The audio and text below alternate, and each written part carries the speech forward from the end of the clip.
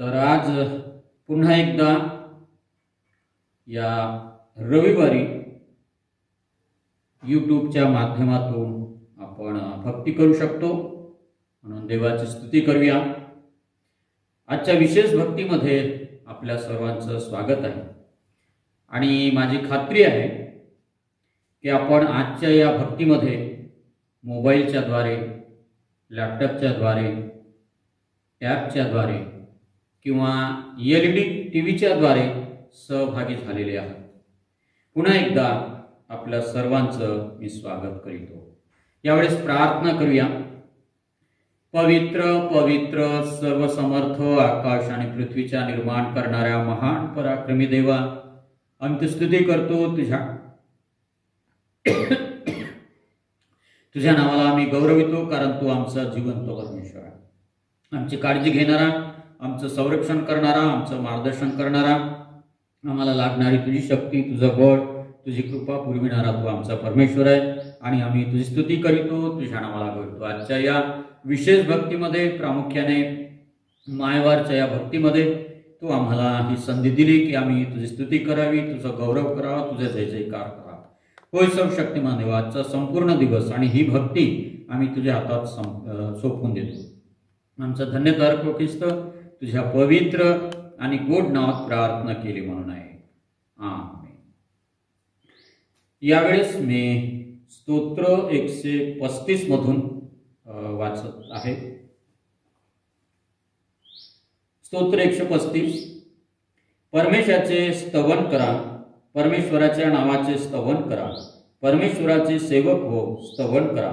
परमेश्वराच्या घरात, आमच्या देवाच्या घरात अंगणात उभे राहणारे तुम्ही त्याचे स्तवन करा। परमेश्वराचे स्तवन करा, कारण परमेश्वर चांगला आहे। त्याच्या नावाची स्तोत्रे गा, कारण ते मनोरम आहे।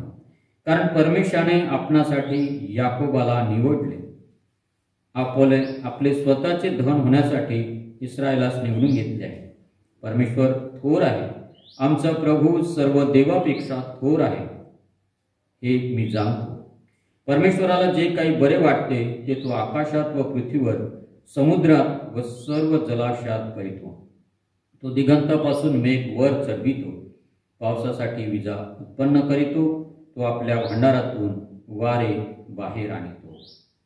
देव आपल्या वाचलेल्या शास्त्राप्रकार शोध पाठवू आणि आम्हाला सुद्धा आशीर्वादित करू। आपण स्तोत्र वाचन केलेलं आहे। आता यावेळेस आपल्या मंडळीचं जे क्वायर आहे, देवाची स्तुती करूया त्यांच्याकरता, आणि क्वायरकडून, लेकरांकडून आपण गीत ऐकूया आणि यावेळेस ते गीत सादर करतील अशा रीतीने मी त्यांना विनंती करीत आहे। सर्वांना सलाम। देवाच्या स्तुती करता काही गीत गाऊया। याहो याहो प्रियजन याहो, जाऊ चला परमेश्वर सदनी, भक्ती शांती धरून मनी, सुंदर गायन गावदनी, विश्रांतीचा वार सुखाचा ईश्वर बाप पवित्र करी, ईश्वर बाप पवित्र करी, परम कृपा मनु जीवितरी, घडीभर विसरून विषय जगाचे, विमल मने करू ध्यान तयाचे, जगदीशाचे स्तवन करू, जय जयकारे गगन भरू, विश्रांतीचा वार सुखाचा ईश्वर बाप पवित्र करी, ईश्वर बाप पवित्र करी, परम कृपा मनु जीवितरी, पवित्र आत्मा परमेशाचा, संबोधक अनुशासक अमुचा, नित्यतयाचा योग्य असो, ख्रिस्त सुधारू दयात असो, विश्रांतीचा वार सुखाचा ईश्वर बाप पवित्र कर,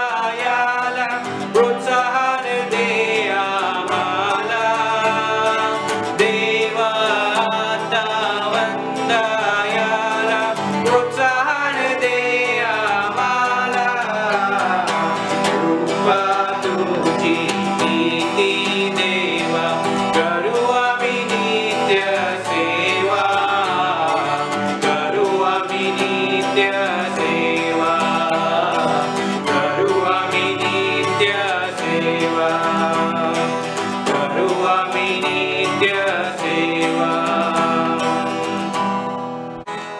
आवाज उठाएंगे हम साथ बजाएंगे है यीशु महान अपना यह गीत सुनाएंगे आवाज उठाएंगे संसार की सुंदरता में यह रूप जो तेरा ही इन चांद सितारों में है अक्ष जो तेरा ही संसार की सुंदरता में यह रूप जो तेरा ही इन चांद सितारों में है अक्ष जो तेरा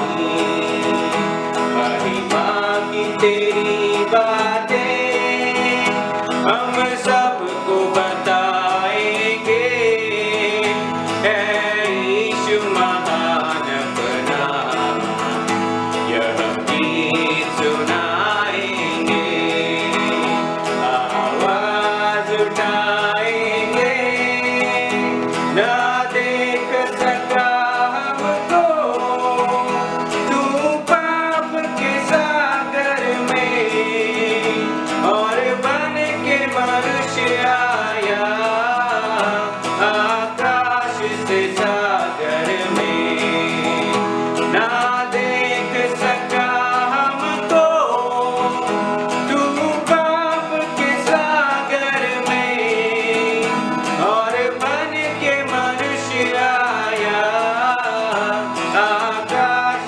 से सागर में मुक्ति का तू दाता है दुनिया को बताएंगे है यीशु महान अपना यह गीत सुनाएंगे आवाज उठाएंगे हम साथ बजाएंगे है यीशु महान अपना यह गीत सुनाएंगे आवाज उठाएंगे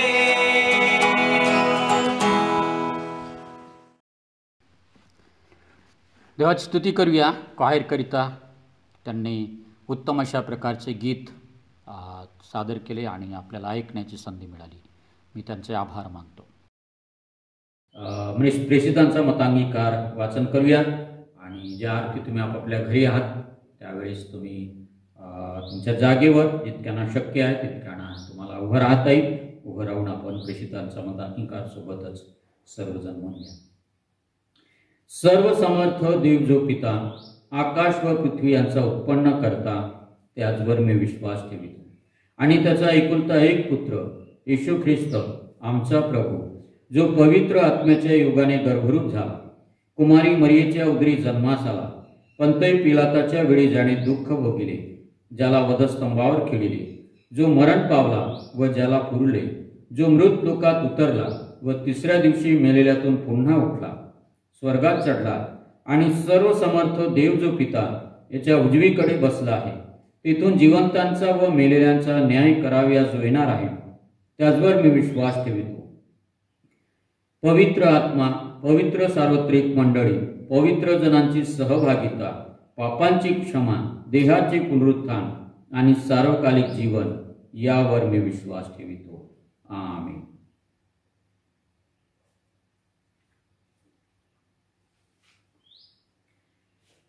यावेळेस काही जाहिराती आहेत.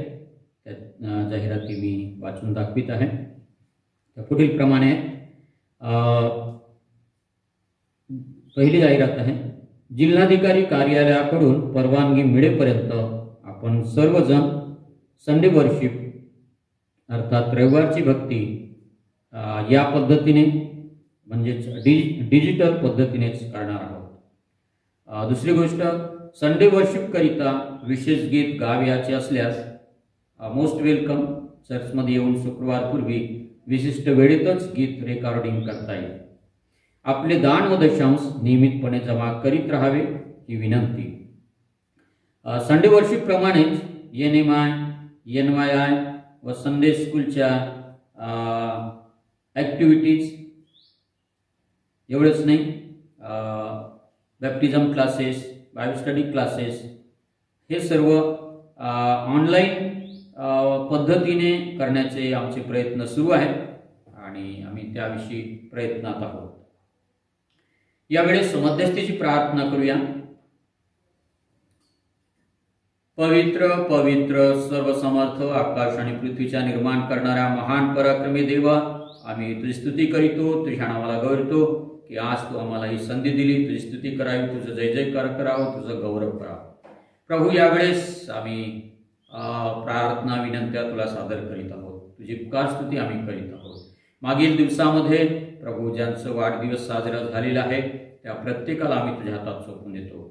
आम्ही श्रद्धाच्या वाढदिवसाकरता तुझी स्तुती करतो, तुझ्या नावाला गौरवतो. मागील दिवसात तिने तिचा वाढदिवस साजरा केलेला आहे, नवीन वर्षात पदार्पण केलेलं आहे. या नवीन वर्षामध्ये लागणारी नवीन तुझी कृपा, नवीन शक्ती, नवीन बळ, नवीन आरोग्य पुरी आणि त्याकडून तुझं गौरव होते. सर्वशक्तिमान देवा, आम्ही तुझी स्तुती करतो, तुझ्या नावाला गौरवतो. ब्रदर विनय गवडी आणि सिस्टर सुरेखा यांच्या लग्नाच्या वाढदिवसाकरिता प्रभू आमची स्तुती करतो. त्यांनी त्यांच्या वेडिंग किंवा विवाहाची ॲनिव्हर्सरी साजरी केलेली आहे. आमची स्तुती करतो आणि प्रभू या प्रियांना आम्ही तुझ्या हातात सोपवून देतो. तुझी कृपा पुरेल आणि तुझा आशीर्वाद, तुझा गौरव प्रभू त्यांच्याकडून करून घे. त्यांच्या सर्व गरजा तुझ्या गौरव भांडारातून तू पूर्ण करावा ही आमची प्रार्थना आहे. प्रभू, आम्ही तुझी स्तुती करतो, तुझ्या नावाला गौरवितो. विशालच्या वाढदिवसाकरिता प्रभू त्याने त्याचा वाढदिवस साजरा केलेला आहे, नवीन वर्षात पदार्पण केलेलं आहे. त्याच्याकरता आमची स्तुती करतो, तुझ्या नावाला गौरवितो.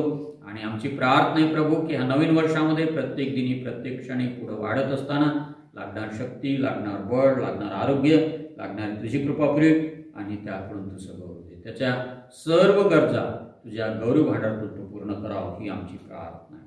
प्रभू, आम्ही मंडळातील प्रत्येक कुटुंबाकरिता यावेळेस प्रार्थना करीतो.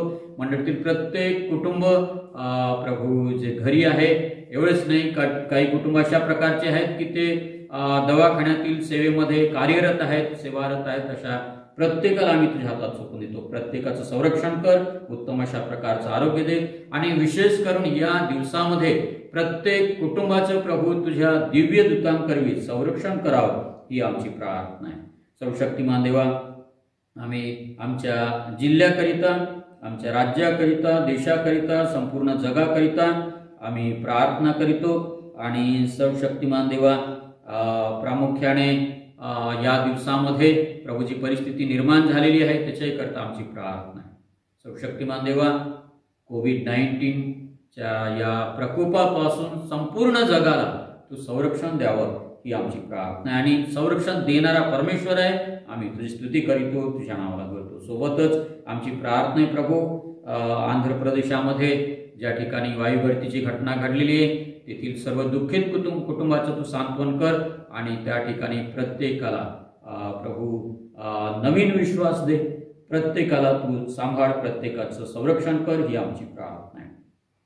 सर्वशक्तिमान देवा, आमची प्रार्थना आहे Sevagram Nazarene chain of 24 hours fasting prayer warriors करिता आणि जे सर्व 17 लोक प्रार्थना विनंत्या घेऊन प्रभू प्रार्थना करीत आहेत त्या प्रत्येकाला प्रभू आम्ही तुझ्या हातात सोपवून देतो. प्रत्येकाला लागणार शक्ती, लागणार बळ, लागणार तुझी कृपा पुरेल आणि त्याकडून तुझं गौरव दे.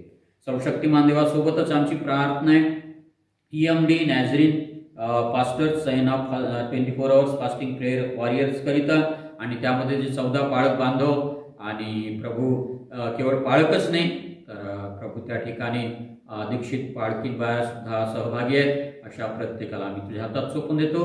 प्रभू, वेगवेगळ्या विनंत्या करता प्रार्थना करीत असताना त्यांना विशेष तुझी कृपा पुरेल आणि लागणारं सामर्थ्य, लागणारं आरोग्य तू त्यांना दे.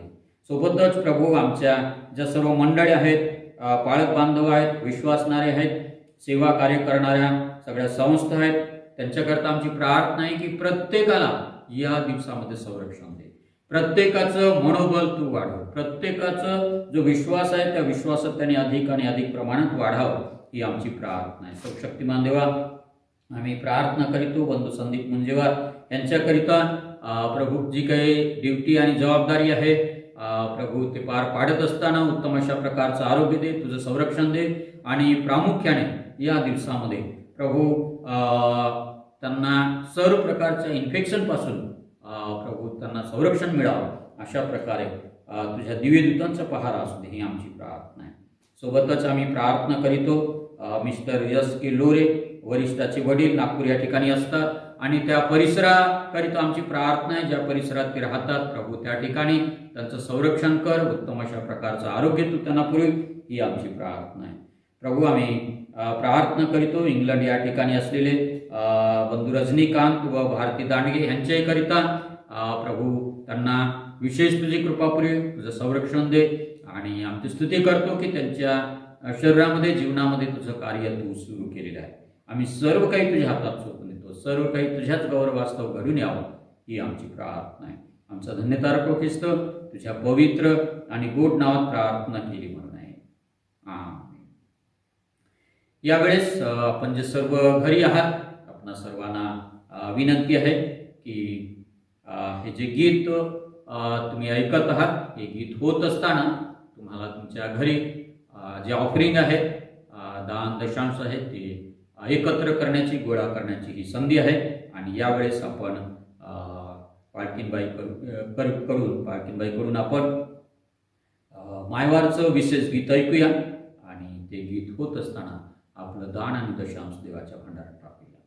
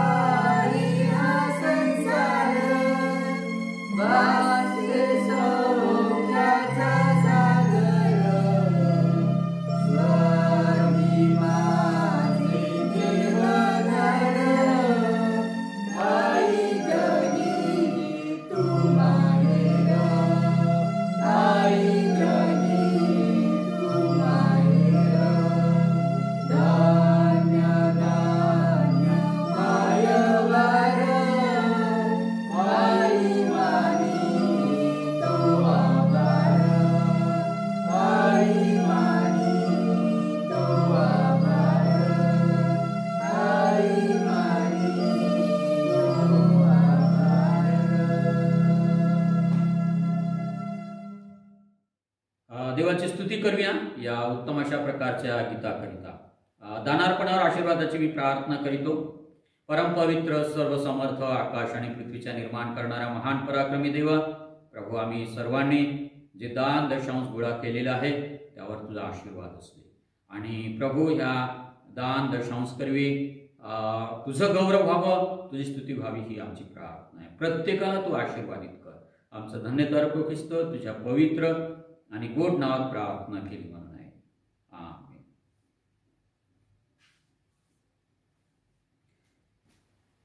आजची जी भक्ती आहे ही भक्ती सर्व मातांना समर्पित अशा प्रकारची आहे. सर्व मातांना किंवा आईंना किंवा सर्व मम्मी किंवा मामना मदर्स डेच्या खूप खूप शुभेच्छा. मागच्या वर्षी सर्व माता ह्या ठिकाणी चर्चमध्ये हजर होत्या. आज मात्र लॉकडाऊनमुळे आपापल्या घरी आहे. माता कुठेही असल्या तरी त्यांचं महत्त्व कधीच कमी होणार नाही. काही माता ह्यावेळेस आपला जीव धोक्यात घालून दवाखान्यात कोरोनाग्रस्तांची रात्रंदिवस सेवा करीत आहेत. अशा सर्व मातांना आमचं सॅल्यूट आहे. अभिनंदन करावं तेवढं कमीच आहे. देव तुमचं संरक्षण करो हीच आमची प्रार्थना आहे. प्रियानं, जगातील कुठलाही डे असो त्याला इतिहास असतोच आणि म्हणून आज थोडक्यात मदर्स डेचा इतिहास सुद्धा समजून घेण्याचा आपण प्रयत्न करूया. आणि थोडक्यात तो इतिहास अशा प्रकारचा आहे.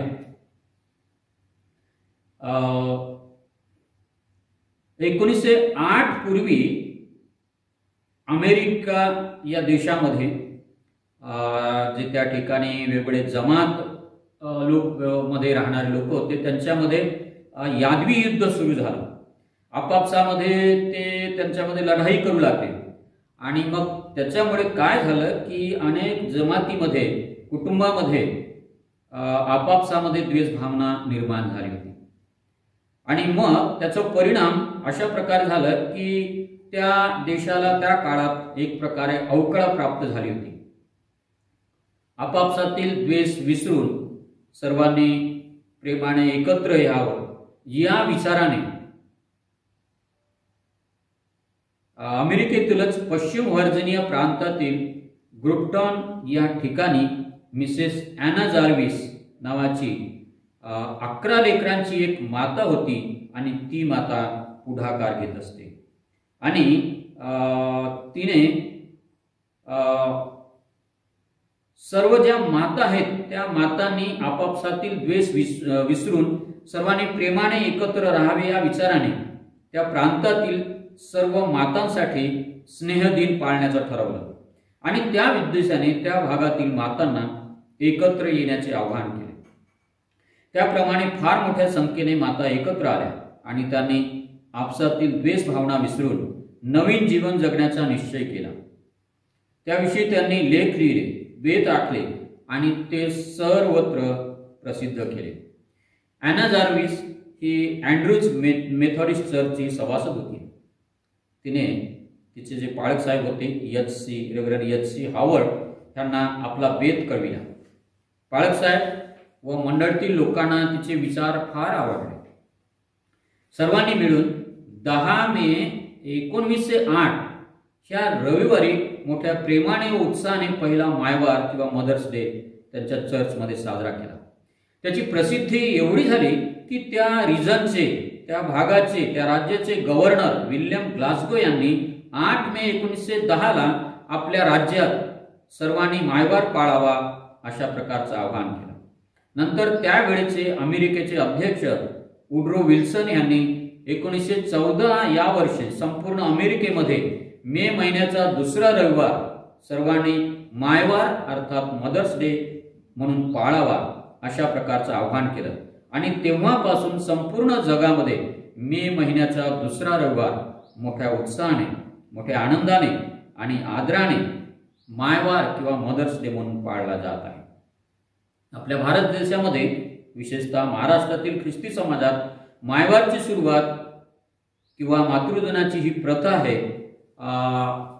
1914 मध्येच जो सुरू करण्याचा मान आहे तो सन्माननीय रेव्हरंड नारायण वामन टिळक यांना देतो आणि त्यावेळीपासून महाराष्ट्रामध्ये ख्रिस्ती समाजामध्ये मायवार किंवा मदर्स डे पाळण्यात येत आहे. आता प्रियानो, हा झाला मायवारचा इतिहास. आता लक्ष देऊया संदेशाकडे. आजच्या संदेशात प्रामुख्याने 2 गोष्टीविषयी आपण विचार करणार आहोत. पहिली गोष्ट इम्पॉर्टन्स ऑफ मदर्स किंवा आईचं महत्त्व, आणि दुसरी गोष्ट रिस्पॉन्सिबिलिटीज ऑफ मदर किंवा आईच्या जबाबदाऱ्या. आणि ह्या 2 गोष्टी आज आपण पाहणार आहोत. पहिली गोष्ट, आजचा जो महत्त्वाचा संदेश ज्याविषयी आहे ती म्हणजे आईचं महत्त्व, इम्पॉर्टन्स ऑफ मदर. आईचं महत्त्व आम्ही कितीही बोलत असलो, शेअर करत असलं, सांगित असलं, लिहित असलं तरी पण ते कमी होणार नाही. कवी यशवंत अशा रीतीने म्हणतात, स्वामी तिन्ही जगाचा आई विना भिकारी. महात्मा गांधी त्यांनी अशा रीतीने लिहिलेले, आई म्हणजे अहिंसा व स्वार्थ त्याग यांची जिवंत मूर्तीच. पंडित जवाहरलाल नेहरू यांनी म्हटलेलं आहे, आई ही आपल्या भवितव्याची शिल्पकार, त्यागाचा आदर्श असून तिचे प्रेम सागरासारखे अतांग असून ते व्यक्त करण्या शब्द अपुरे पडतात. एक उदाहरण आहे आणि ते उदाहरण अशा प्रकारचं आहे. आईचं महत्त्व त्याकरवी अधिक उत्तम रीतीने आपल्याला समजून घेत आहे.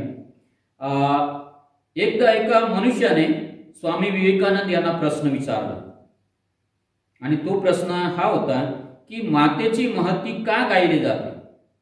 स्वामी विवेकानंद त्याला म्हणाले, 5 किलो वजनाचा दगड घे आणि तो दगड पोटावर बांधून ठेव व उद्या दुपारी तसाच माझ्याकडे येईल. नंतर मी तुला तुझ्या प्रश्नाचे उत्तर देईन. त्या मनुष्याने स्वामी विवेकानंदांनी सांगितल्याप्रमाणे 5 किलो वजनाचा दगड आणला आणि तो दगड पोटावर बांधला. दुसऱ्या दिवशी तो मनुष्य पोटाला बांधलेल्या दगडासह स्वामी विवेकानंद यांच्याकडे आला व म्हणाला, मी हा दगड पोटाला कालपासून बांधून ठेवला आहे, त्यामुळे मी फारच वैतागलेला आहे.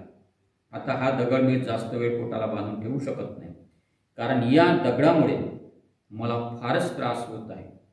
मला धड उठता व बसता येत नाही, वळता येत नाही, तसेच व्यवस्थित झोपता येत नाही आणि कोणतेही काम नीट करता येत नाही. स्वामी विवेकानंद त्याला म्हणाले, तुझ्या प्रश्नाचे उत्तर तुला मिळाले आहे आणि त्याचे उत्तर तूच दिले आहे. अरे, 5 किलो वजनाचा दगड तू एक दिवसभर पोटावर बांधून ठेवू शकत नाही, पण तेवढ्याच वजनाचे बाळ ती माता 9 महिने आपल्या पोटात ठेवते. तसेच ती घरातील सर्व कामे आनंदाने करते, कधी कुरकुर करीत नाही. या उदाहरणाद्वारे सुद्धा मातेचं महत्त्व आमच्या लक्षात येतं. मार्टिन लुथर एकदा म्हणाले, जेव्हा हव्वेला आदामाकडे आणण्यात आले तेव्हा तो पवित्र आत्म्याने भरून गेला आणि त्यानं अत्यंत पावित्र्यपूर्ण आणि गौरवपूर्ण असं नाव तिला दिलं. त्याने तिला हव्वा म्हणजे साऱ्यांची किंवा सर्वजणांची माता असं म्हटलं. उत्पत्ती 3:20 मध्ये आपल्याला वाचायला मिळतं. त्याने तिला पत्नी म्हणून संबोधलं नाही, तर फक्त माता. हेच स्त्रीचं गौरव आणि अत्यंत मोलाचं भूषण आहे. माता होणं हीच स्त्रीची सर्वोच्च सेवा होय. स्त्रिया कॉलेजात जावं, आवडणाऱ्या कोणत्याही क्षेत्रात पारंगत होत, परंतु जोपर्यंत त्यांना मातृत्व लाभत नाही तोपर्यंत यशाचं सर्वोच्च शिखर त्या गाठू शकत नाही किंवा थोरपणाच्या उच्च जागी त्या चढू शकत नाही. नीतिसूत्र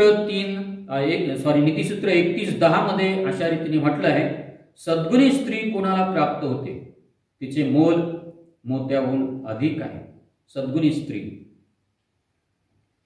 कोण?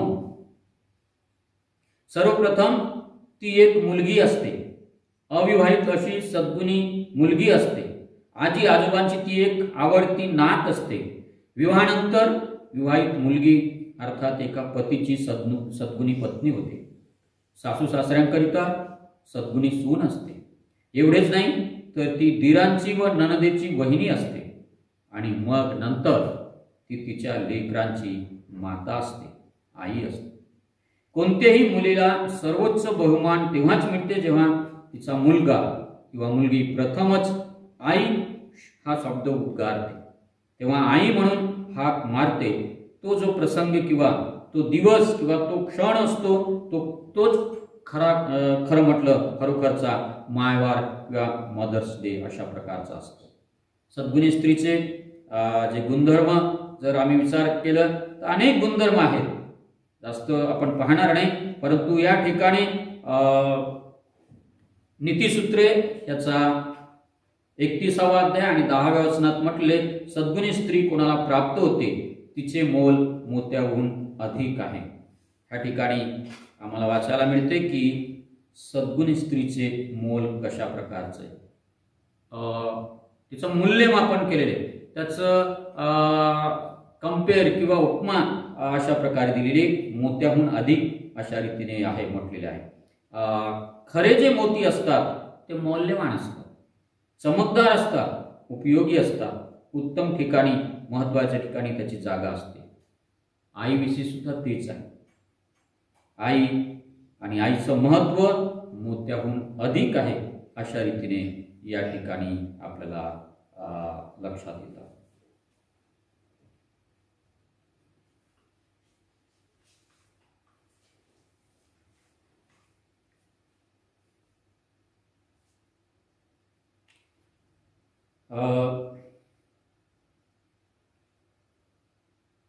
पुन्हा नीतिसूत्रे त्याच्या 31वा अध्यायामध्ये जर आम्ही काही गोष्टी पाहिलं तर त्यामध्ये आम्हाला दिसतं की 12 वचनामध्ये म्हटलेलं आहे, ती आमरण त्याचे हित करीते, अहित करीत नाही. कुणाचे? आपल्या पतीचे, कुटुंबाचं. पर्पज ऑफ हर लाईफ म्हणजे त्या पत्नीची जी किंवा आईची जी त्या ठिकाणी जी भूमिका असते त्या ठिकाणी हित करणे, चांगलं करणे, योग्य करणे अशा प्रकारचं असते. आणि मग 31:13 मध्ये आम्हाला वाचायला मिळतं, ती लोकर व ताग खटपटीने मिळविते आणि आनंदाने आपल्या हाताने काम करीते. लोकर, ताग मिळविणे, साधने मिळविणे, जुळवाजुळव करणे, काम करणारे, काम करण्यास कसलीच लाज न बाळगणारी अशा प्रकारची ती माता असते. पुढे म्हटलेलं आहे 14 वचनात, ती व्यापारी गलबतासारखी असते. गलबत अर्थात जहाजे, व्यापारी जहाजामध्ये संपत्ती असते. आई सुद्धा संपत्तीच आहे, तिच्या संपत्तीचा साठा आहे. जहाजे रात्रंदिवस प्रवास करतात, आई सुद्धा रात्रंदिवस कार्यरत असते. घरातील कामं कधीच संपत नाही. शी हॅज नो रेस्ट. नर्सची सेवा पण तिला करावी लागते. जहाजामधील संपत्ती त्या जहाजाला मिळत नाही. आई पण स्वतः करिता काहीच राखून ठेवीत नाही, लेकरांना ती देऊन देते. जहाज प्रवासात अनेकदा वादळ, वारा, पाऊस, तुफान त्या संकटांना तोंड देऊन संपत्तीचे व जहाजातील सर्वांचे संरक्षण करीत असते. आई सुद्धा अशीच आहे, आई पण सर्वांचे संरक्षण करीत असते. जहाजासमोर ध्येय असते, या किनाऱ्यावरून किंवा या बंदरावरून त्या बंदरापर्यंत पोहोचणे. आई समोर सुद्धा लेकरांकरिता ध्येय असते, शिकविण्याचं, नोकरी लावण्याचं, मुलगी शोधून त्या मुलाचं लग्न करून देण्याचं, आणि एवढंच नाही, वेळ आली तर घर बांधून देण्याचं सुद्धा ध्येय असते आणि ती ध्येय पूर्ण करीत असते. 15 वचनामध्ये कुटुंबाच्या अन्न सामग्रीची व्यवस्था करीत अशा रीतीने म्हटलेले, अन्न सामग्रीची ती व्यवस्था करते. Making arrangements properly, managements, coordinates या सर्व गोष्टी व्यवस्थित ती करीत असते. अशा अनेक गोष्टी जर तुम्ही वाचल्या आईच्या महत्वाविषयी तर तुम्हाला नीतिसूत्रे ह्याचा 31वा अध्याय 10व्या वचनापासून तर 31व्या वचनापर्यंत तुम्हाला अनेक गोष्टी वाचायला मिळतील. मी त्यामध्ये जास्त वेळ घेणार नाही, तुम्ही निश्चित घरी वाचता येईल. मग आम्ही ज्यावेळेस म्हणतो की आईचं हे जर एवढं महत्व आहे, ते महत्व एवढं आम्हाला दिसतं, मग जर आईचं महत्व आहे तर मग ह्या आईच्या लेकरांची आईविषयीची जबाबदारी आहे की नाही? निश्चित आईविषयीची जबाबदारी आहे. आई किती महत्वाची आहे हे आपल्या सर्वांना, संपूर्ण जगाला माहीत आहे. आणि मग हे जर माहीत आहे तर आईच्या लेकरांची आईविषयीची जबाबदारी सुद्धा समजून घेणे आणि ती सुद्धा तेवढीच महत्वाचं आहे. निर्गम 20 आणि 12 मध्ये अशा रीतीने म्हटलेले त्या मधील दिलेल्या देवाने दिलेल्या 5व्या आज्ञेनुसार आईच्या सर्वच लेकरांनी आईचा सर्वदा सन्मान करावा. शलोमोन राजा दरबारात सिंहासनावर बसलेला असताना ज्यावेळेस त्याची आई बत्सेबा ही त्या ठिकाणी आली, त्यावेळेस तो सिंहासनावरून राजासनावरून तो उठला आणि उभा राहिला आणि त्याने तिला दंडवत घातला. आपण कोणत्याही पदावर जरी असलो तरी आईचा सन्मान, आईचा मान कमी होऊ नये, तिचा मान तिला मिळालाच पाहिजे. नीतिसूत्रे 1, 8 आणि 9 यानुसार आईच्या सर्वच लेकरांनी आईची शिस्त पाळावी. आपल्या आईची शिस्त सोडू नको, अशा प्रकारे या ठिकाणी वाचायला मिळतं. आईची प्रथम शिस्त असते वचन पाठांतर करणे आणि म्हणूनच ती तिच्या लेकराला, तिच्या बाळाला अशा रीतीने शिकविते, बाळा म्हण देव प्रीती आहे, आणि ते बाळ काही दिवसामध्येच देव प्रीती आहे हे म्हणू लागतं. दुसरी शिस्त, हात जोडून डोळे बंद कर व आमेन कर, देवबापा कर. आई त्या बाळाला शिकविते, ही सुद्धा शिस्त लागते.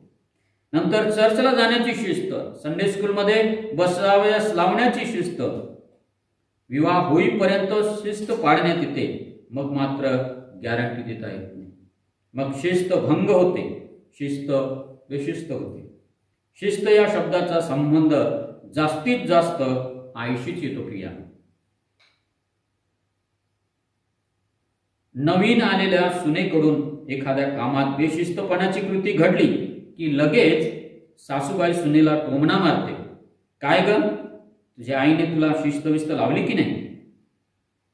बिचारी सून रडत बसते. एवढंच नाही, लग्नानंतर मुलाकडून जर एखाद्या कामात बेशिस्तपणाची कृती घडली की लगेच बायको सुद्धा टोमणा मारते, काय हो तुमच्या मायबापाने तुम्हाला शिस्तविस्त लावली की नाही. नवरा समजदार किंवा शांत असेल तर ठीक, आणि तसा जर नसेल तर मग त्या बायकोची पिटाई झालीच समजा. दोन्हीकडच्या केसेसमध्ये आईच्या शिस्तीचेच वाभाडे काढण्यात येतात किंवा प्रशंसा होत असते. यावरून आईची शिस्त किती महत्वाची हे लक्षात येते. नीतिसूत्रे 1:8 नुसार आईच्या सर्वच लेकरांनी आईकडून शिकणे गरजेचं आहे. इंग्लिश आणि NIV बायबलमध्ये ज्यावेळी त्याविषयी म्हटलेले, do not forsake your mother's teaching. प्रत्येक आईची शिकवण लेकरांच्या भल्याकरिताच असते, वाईटाकरिता नसते. सध्याची परिस्थिती प्रियानो आव्हानात्मक आहे. आजची लेकरं अशा रीतीने म्हणतात, आईला काही समजत नाही कारण तिला इंग्लिश येत नाही, तिच्याकडे काही शिकण्यासारखं नाही, तिला एज बार मदर समजतात, जुन्या विचाराची समजतात, आणि तिच्याकडे जो साठा असतो शिकून घेण्याचा ते तिच्याकडून शिकून घेण्यास ते तयार नसतात. पुढं आईच्या लेकरांनी आईला वेळ देणे. आजच्या धकाधकीच्या काळात वेळ काढणे म्हणजे आव्हानच आहे. आता लॉकडाऊनच्या काळात मात्र आईला लेकरं भरपूर वेळ देऊ शकतात. लॉकडाऊन असो किंवा नसो, वेळेचे योग्य नियोजन केल्यास आईचे लेकरं आईला निश्चितच वेळ देऊ शकतात. आईच्या सर्वच लेकरांनी आईला सर्वदा आनंदित ठेवावं. नीतिसूत्रे 23:25b मध्ये म्हटलेले, तुझी जन्मदात्री हर्ष पाव, मे शी हू गेव यू बर्थ रिजॉइस. नीतिसूत्रे 10 आणि 1b च्या भागात म्हटलेले, मुलगा किंवा मुलगी मूर्ख तर आई दुखी. A foolish son or daughter grieve to his mother. कुणीतरी अशा रीतीने म्हटलेलं आहे, जगातील सर्वात दुःखी प्राणी म्हणजे आई, मात्र ती तिच्या लेकरांना कधीच कळू देत नाही. अनेकदा लेकरं मूर्खपणाने तिला बोलतात, तिच्याशी मूर्खपणाने वागतात, तिची थट्टा करीतात, परिणामतः ती दुःखी होत असते. एक सर्व्हे अशा प्रकारचं सांगतं की मुलाच्या किंवा मुलीच्या लग्नाच्या दिवशी आई आनंदाच्या सर्वोच्च शिखरावर असते. त्या दिवशी ती 100% आनंदी असते. पुढं लग्नाच्या 6 महिन्यानंतर आनंदाच्या टक्केवारीचे प्रमाण कमी कमी होण्यास सुरुवात होते. आईचा आनंद वडिलावर सुद्धा अवलंबून असलं तरी आनंदाची टक्केवारी टिकवून ठेवणे हे लेकरांच्या हातात असते. शल्मोन राजा त्याच्या अनुभवातून सांगतो, नीतिसूत्रे 15 आणि 20 मध्ये, मूर्ख मनुष्य आपल्या आईला तुच्छ मानितो. बी केअरफुल, आईला तुच्छ लेखू नका, तर सर्वदा आनंदित ठेवा. दुसरी महत्वाची जी गोष्ट आहे ती ही की एका विश्वासणाऱ्या ख्रिस्ती मातेची तिच्या लेकराविषयीची जबाबदारी, responsibility of mother about her children. लेकराविषयीची जबाबदारी काय, आणि ही खूप महत्वाची गोष्ट आहे. प्रियानो, आईचं महत्व आम्ही समजून घेतलेलं आहे. आईचं महत्व समजून घेतल्यानंतर लेकरांनी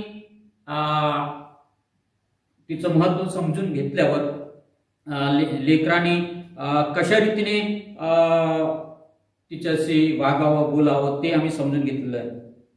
आता आईचं सुद्धा म्हणजे जबाबदारी आहे, आईची जबाबदारी आहे, आणि ही सुद्धा महत्वाची गोष्ट आहे. लेकराविषयीची जबाबदारी, स्वतः प्रार्थना करणे व लेकरांना दररोज प्रार्थना करावयास बसविणे. एखाद्या लेकराला प्रार्थना येत नसेल तर त्याला जबाबदार कोण? उत्तर तुम्हीच ठरवा.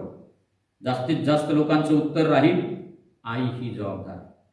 जॉन रेडॉल्फ त्यांच्या आईच्या संस्काराविषयी अशा रीतीने बोलतात, सांगतात, लहानपणी माझी आई मला आपल्या शेजारी गुडघे टेकाव्यास लावी व माझे चिमुकले हात आपल्या हातामध्ये घेऊन मला प्रभूची प्रार्थना म्हणायला लावी.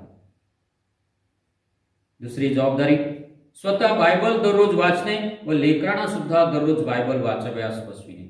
ही आईची जबाबदारी. तिसरी जबाबदारी, दर रविवारी स्वतः चर्चला जाणे व लेकरांना सुद्धा दर रविवारी चर्चला घेऊन जाणे. चौथी जबाबदारी, नियमितपणे देवाला सर्व प्रकारचे दान व दशांश देणे व लेकरांना सुद्धा दान देण्यास आग्रहाने शिकविणे. पाचवी जबाबदारी, नीतिसूत्रे 23, 13 आणि 14 नुसार गरजेनुसार आवश्यक त्या वेळेस शिस्तीकरिता किंवा शिस्त लागण्याकरिता छडीचा मार देणे. नीतिसूत्रे 6वी जबाबदारी, नीतिसूत्रे 1, 8 आणि 9 नुसार सर्व लेकरांना शिस्त लावणे. 7वी जबाबदारी, येशूच्या शिकवणीनुसार स्वतः जीवन जगणे व लेकरांना सुद्धा येशूच्या शिकवणीनुसार जीवन जगाव्यास शिकवणे. आई या नात्याने तिच्या जबाबदाऱ्या पूर्ण न केल्यास अनेक कुटुंब उद्ध्वस्त होत असतात. पण जर तिने आई या नात्याने तिच्या आईच्या जबाबदाऱ्या पूर्ण केल्यास अनेक कुटुंब आशीर्वादित होतात, आनंदित होतात. आणि होय प्रियानो, ह्या दोन्ही गोष्टी आहेत. आजच्या मायवार दिनी आईचं महत्व, आईच्या लेकरांची आईविषयीची जबाबदारी व लेकरांकरिता आईची जबाबदारी याविषयी आपण समजून घेतला आहे. शेवटी एक कविता वाचून मी माझ्या संदेशाचा समारोप करीत आहे. कवितेचं नाव आई आहे आणि ते अशा प्रकारे आहे. कोणीतरी ही कविता लिहिलेली आहे. लहानपणी मी आईचे अंथरूण करायचो ओले, मोठेपणी माझ्यामुळे तिचे भरून येतात डोळे. आई, पहिल्यांदा जेव्हा रडू यायचं तेव्हा तुझीच आठवण यायची. आता जेव्हा तुझी आठवण येते तेव्हा कडा ओलावते माझ्या पापणीची. बाळाच्या जन्मानंतर आई वडील मोठ्या आनंदाने वाटतात पेढे. तीच मुलं मोठी झाल्यावर आई वडिलांना करतात वेगवेगळे. लेक सासरी जाते आणि मुलगा जेव्हा फिरवतो पाठ, स्वप्नांचा चक्काचूर होऊन आई वडील दुःखी कष्टी होतात. 4 वर्षाच्या तुझ्या छकुल्यालाही असते तुझ्या वात्सल्याची भूक, तर 60 वर्षाच्या आई वडिलांनी प्रेमाची अपेक्षा करण्यात काय चूक. जे आई वडील मुलाला बोलायला शिकवतात तीच मुलं मोठी झाल्यावर त्यांची मुस्कटदाबी करतात. निवड करून मिळते पत्नी, पूर्व पुण्याईमुळे आई. निवडलेल्या पत्नीसाठी आईला झिटकारणे क्षम्य नाही. आपल्या पोटचे 5 गोळे आईला वाटत नाहीत जड, ते मोठे झाल्यावर मात्र आईला सुखाचा घास होतो अवघड. आई वडिलांच्या डोळ्यामध्ये आज दिसतंय पाणी, तुझ्याही आयुष्यात उद्या घडू शकते ही कर्मकहाणी. घरातील देवीचे सोडून पवित्र चरण कशासाठी करतोस दगडी मूर्तीवर शाल अर्पण. जीवनाच्या संधी काळात तुझे आई वडिलांना साथ, तुलाच पुढे कामाला येईल त्यांचा मोलाचा आशीर्वाद. त्यांच्या अंधाऱ्या मार्गावर सूर्य बनून किरण सोड, ज्यामुळे वाटेल त्यांना 4 दिवस अधिक जगण्याची ओढ. ज्या मातीचं दूध तू प्यायलास तिचा रहा सदैव उतराई. मातृप्रेमा एवढं दुसरं पुण्य नाही. मातृप्रेमा एवढं दुसरं पुण्य नाही. यावेळेस आपण सर्व मातांकरिता विशेष प्रार्थना करूया.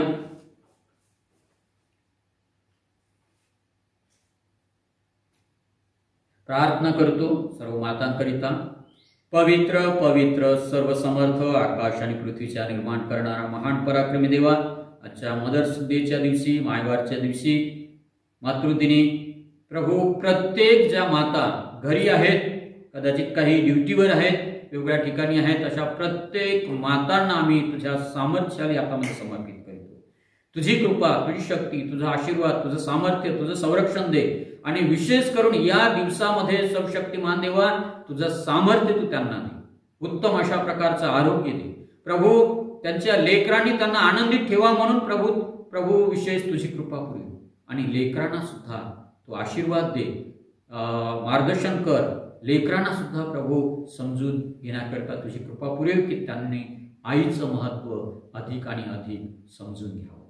सर्वशक्तिमान देवा, प्रत्येक मातेला आम्ही तुझ्या हातात सोपून देतो. प्रत्येक मातेचं मन, अंतःकरण, भावना, विचार आम्ही तुझ्या हातात सोपून देतो. होय बाबा, आजच्या या दिनी प्रत्येक मातेला तुझ्या सामर्थ्याने हातामध्ये समर्पित कर. तुझ्या कृपेमध्ये त्यांनी वाढत राहावी आमची प्रार्थना. स्वर्गातून विशेष तू आशीर्वाद दे प्रभू. पिता, पुत्र, पवित्र आत्मा याच्या नावामध्ये आजच्या दिनी सर्व मातांना आम्ही तुझ्या हातात समर्पित करतो. तू आशीर्वादित केलेले हा आमचा विश्वास आहे. आम्ही सर्व काही तुझ्या हातात सोपून देतो. आमचा धन्यतार ख्रिस्त तुझ्या पवित्र आणि गोड नावात प्रार्थना केली म्हणून आहे. आमेन. सर्व लेकरांनी त्यांच्या घरीच मातांचं, आईचं, मम्मीचं किंवा मम्माचं अभिनंदन करावं. हार असल्यास हार अर्पण करावं. पुष्पगुच्छ असल्यास पुष्पगुच्छ द्यावं. गिफ्ट्स असल्यास गिफ्ट सुद्धा द्यावं. आणि जर गोड किंवा स्वीट पदार्थ असल्यास ते सुद्धा तुम्ही भरवावे. तर यावेळेस आपण प्रभूने शिकलेली प्रार्थना करूया. तुम्ही घरी असताना सर्वांनी आपापल्या जागेवर उभे राहावे. प्रार्थना करू. हे आमच्या स्वर्गातील बापा, तुझे नाव पवित्र मानजा. तुझे राज्य जसे स्वर्गात तसे पृथ्वीवर तुझ्या इच्छेप्रमाणे. आमची रोजची भाकर आज आम्हास दे. आणि जसे आम्ही आमच्या ऋणास ऋण सोडले तशीच तू आमचे ऋण आम्हास सोड. आणि आम्हास परीक्षेत आणू नकोस, तर आम्हास वाईटापासून सोड. कारण की राज्य, सामर्थ्य आणि गौरव ही सर्व काळ तुझीच आहे. आता देवबापाची प्रीती, प्रभू ख्रिस्ताची कृपा, पवित्र आत्म्याची सहभागिता आम्हा प्रत्येकासोबत सदा सर्व काळ असो.